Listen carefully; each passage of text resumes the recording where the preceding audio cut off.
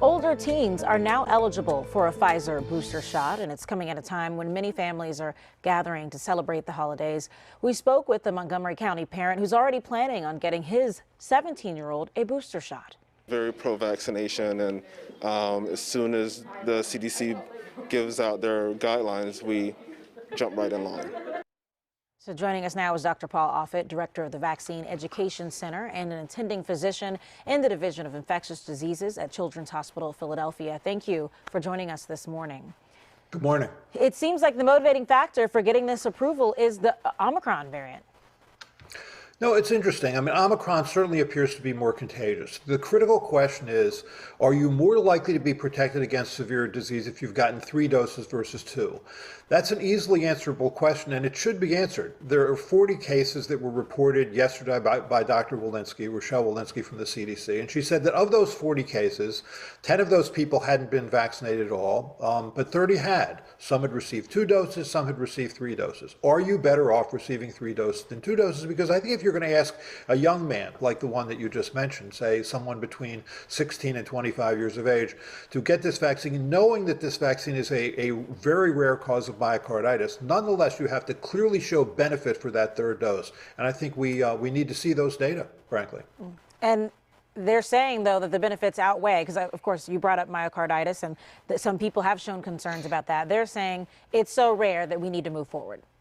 Well, if they're saying the benefits that outweigh the risks, then first they have to show that there are benefits. Because right now, all the evidence is that 2 doses of an mRNA-containing vaccine, for example, is highly effective for a long period of time, protecting against serious disease for the other 3 variants that have come into this country. If this variant is different, I think it's important for us to show that it's different in terms of the need for a 3rd dose for better protection against serious illness, because right now those data don't exist.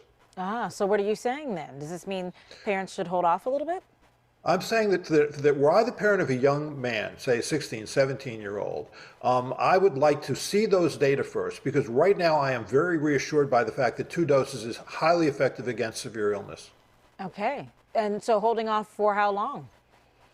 Well, until you can see the data that show that 3rd dose really is necessary, because right now all the evidence is that it's not. I mean that 2 doses has been highly effective. So I think if this has gone to the advisory committees, both the FDA advisory committee and the CDC advisory committee twice, and both times they've pushed back on this younger age group getting a vaccine. I mean, do we really need to give a booster dose to young healthy people? I just don't think there's been compelling evidence for that, and neither our committee, FDA Vaccine Advisory Committee, or the CDC Advisory Committee, the so-called ACIP, has ever really endorsed that. And I think we need to see those data, frankly, before we launch into this sort of massive notion of boosting everybody.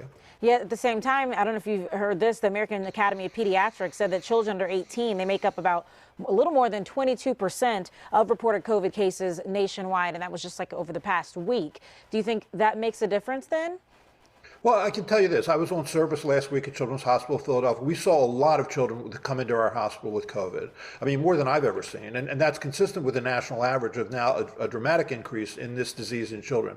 I can tell you that of those, and many of those children were over 5. None of those children were vaccinated. None of their parents were vaccinated. None of their siblings were vaccinated. As Rochelle Walensky said, and I think she's right, we're not going to boost our way out of this pandemic. What you need to do is vaccinate the unvaccinated. That should be our sole focus right now, frankly. It should be the focus, but at this point, Dr. Offit, don't you think if you're not getting vaccinated, if you haven't gotten it by now, you're probably not going to get the vaccine?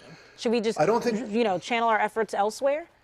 No, I think we should do both. But I think most importantly, we should not give up on trying to find a way to vaccinate the unvaccinated, because we are not going to get out of this pandemic until that happens. And I think we have to really redouble our efforts to do that. I think that the booster story is largely a detour, frankly. Okay, and yet we're getting another booster headline. They're saying there might be a 4th one that might be needed. I mean, they're already talking about that. Right, so that's the question. What's the goal of the vaccine? If the goal of the vaccine is prevention against severe illness, all the evidence to date is that 2 doses do that. If the goal of the vaccine is preventing mild illness, then it's true that the prevention against mild illness will fade as your neutralizing antibodies fade, and they have to fade at some level after you've received a dose, whatever it is, 2nd dose, 3rd dose. So if you get a 3rd dose, for example, and you have increased neutralizing antibodies, that will fade over time. And so then you will need a 4th dose. I think we have to make it clear to the American public what What is the goal of this vaccine? If it's prevention against serious illness, 2 doses do that. If it's prevention against mild illness, we're trying to prevent mild illness for the young, then realize that this is not going to be the last dose. And I think people need to understand that. And one last thing then before I let you go quickly, because we've been talking about, of course, the kids, our younger folks during this conversation. So if someone is an adult and they're thinking about getting their booster, do you have the same recommendation that they should hold off as well? Or we're only just talking about the younger folks here? No, I think if you're over 65, you clearly benefit from a booster. I think if you're a resident of a long-term care facility, you clearly benefit from a booster. I think that if you've received 1 dose of J&J vaccine, you absolutely should get a 2nd dose. I think that if you're over 50 and have a high-risk medical condition, I think you probably benefit from a booster, although the data aren't clear there. But I think otherwise, for healthy young people, you can feel very confident that 2 doses has allowed you to be protected against serious illness, because this has been confusing. I mean, what does it mean to be fully vaccinated? You know, there are some institutions that now require 3 doses, some institutions that require 2 doses, and I think we need to make it clear to the American public what it is that 2 doses can do. And what 2 doses currently can do is protect you against severe disease. If that's not good enough, if we're saying we want to protect against all symptomatic illness, which is something we require of no vaccine, then you're probably going to need a 3rd dose and more doses down the line. Okay. Well, thank you, Dr. Offit. We appreciate you sharing your opinions and letting us know about the distinction between the two. Thank you. Until next time. Thanks. 7:38. We're going to take a break.